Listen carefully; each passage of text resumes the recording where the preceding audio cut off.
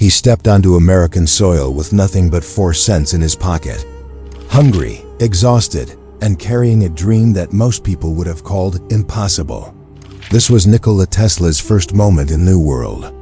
A world that would challenge him, break him, and eventually make him immortal. It was 1884. New York City was a roaring beast, loud, crowded, and lit by the dim, flickering glow of Edison's lamps.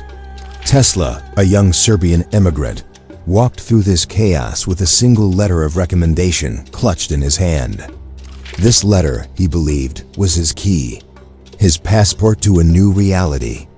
He was on his way to meet the most famous inventor in the world, Thomas Edison.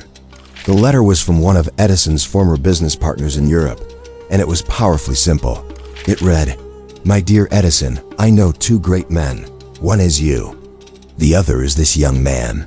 With those words burning in his pocket, Tesla felt a surge of hope. America, he thought, was finally the place where his visionary ideas about electricity could become real. This wasn't just a new country, it was a new beginning. Soon after, Tesla stood in Edison's office. The contrast between the 2 men was immediate and stark. Edison was practical, a businessman with dirt under his fingernails. He was loud, confident, and quintessentially American.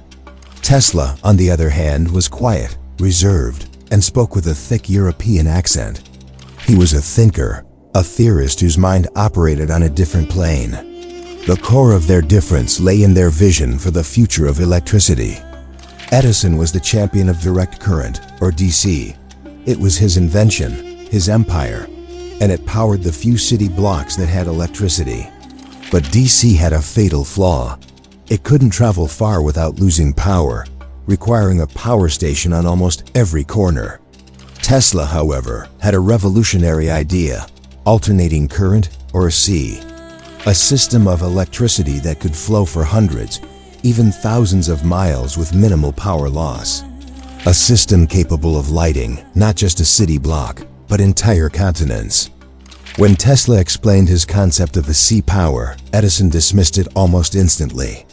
"Your ideas are splendid," he reportedly said, "but they are utterly impractical."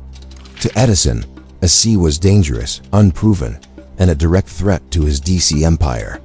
He saw Tesla not as a visionary, but as a dreamer. But Edison wasn't a fool. He saw the raw, undeniable genius in the young man standing before him. He saw Tesla's keen understanding of electrical engineering, so he offered him a job. Not to develop his own AC ideas, but to improve Edison's own failing DC machines. It was a test, a challenge. And Tesla, desperate for work and eager to prove himself, accepted. What followed was a period of brutal, relentless work. Tesla threw himself into the job with an almost superhuman energy. He worked through the nights, often going 18 hours a day, surviving on little more than bread, coffee, and his own burning ambition.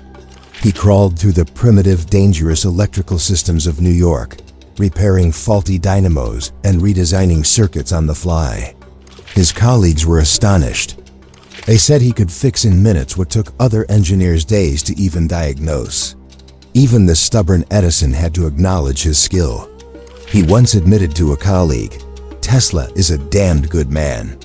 Then came the promise that would change everything. Edison's DC generators were notoriously inefficient. One day, either as a joke or a genuine challenge, Edison told Tesla he would pay him $50,000, a fortune at the time, if he could successfully redesign the machines. For Edison, it may have been a casual off-the-cuff remark. But for Tesla, who took every word with profound seriousness, it was a contract. He dedicated himself to the task. For months, he worked tirelessly, sleeping only a few hours a night on a cot in the workshop. He recalculated, reconfigured, and rebuilt Edison's entire system from the ground up. He created 24 new designs, patents in themselves, that dramatically improved the efficiency and stability of the DC generators. When the work was complete, he went to Edison to claim his reward. Tesla explained the improvements he had made and respectfully asked for the $50,000 he was promised. Edison laughed. He looked at the young immigrant and said, "Tesla, you don't understand our American humor." For Tesla, it was no joke. It was a profound betrayal. It wasn't just about the money. It was about the principle, the respect, the broken promise from a man he had admired. In that moment, the illusion shattered. He had poured his genius and his soul into improving another man's system, only to be laughed at. He had been used.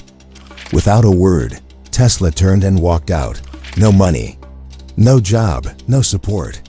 He was once again alone in the massive, unforgiving city. The months that followed were the darkest of Tesla's life.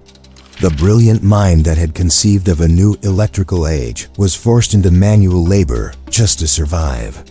He found himself digging ditches for $2 a day. Imagine it. A genius who could visualize entire electrical grids in his mind, now shoveling dirt alongside other laborers, his hands calloused, his body aching. He later wrote about this period with great pain, calling it a time of terrible headaches and bitter tears.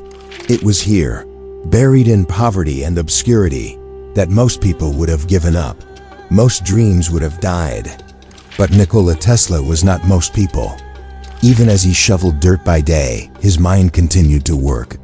Every night, in his small, cheap room, he would return to his true passion. By the faint light of a gas lamp, he drew designs, refined calculations, and perfected the vision he held so clearly in his mind. A new kind of motor, one that ran on the AC power Edison had rejected. He never stopped believing.